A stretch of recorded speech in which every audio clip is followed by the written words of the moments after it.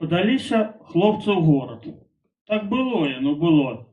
Але я застаўся ў вёсцы. Люба мне маё сяло.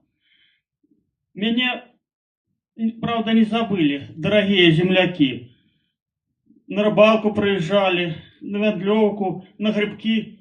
Што-то толькі не было. Хоць далёкі гэта шлях, брат з Архангельску за салам прыязджаў на «Жигулях». Толькі лето наступае, з цэнтраў гулкіх да майго імкнуць села. І пляменнікі, і ўнукі, і стрыечная сестра. Кажуць, добрае мястэчка. Ёсць раскоша і спакой. Тут крыніца ёсць, і рэчка, і цэлебны сарадой. Мой прасторны дом сасновый не ўмяшчаў увесь народ. Думаў уладзіць прыбудовы і расшырыць агарод. Але не застаў займацца домом. Так, для жарту, напісаў.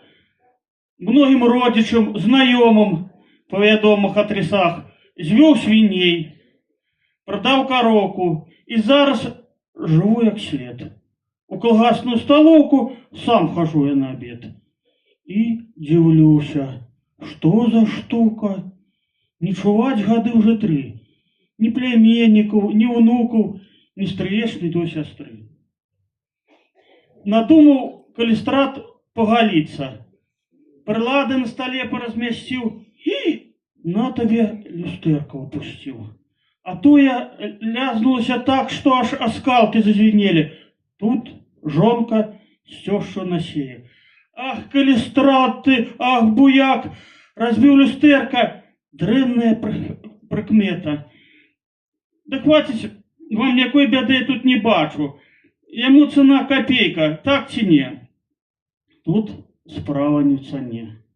Разбіць люстэрка, дрэнная прыкмета, і калістрат нам ше бокам выйдзе гэта. А далей і пашло, і павялось. Дзе б толькі што не адбылось, заўсёды вінаваты калістрат.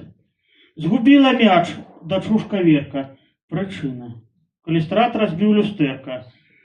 Па п'янцы зваліўся ў яму жонкін брат. Зноў вінаваты калістрат. Укралі грошы ў цёшчы на базаре, бо рот раз'явіла яна. Зноў калістратова віна. Разбіў люстэрка, вот яго віна. І веріць тый ці іншый у розныя прыметы. У тым прыметам грош цана.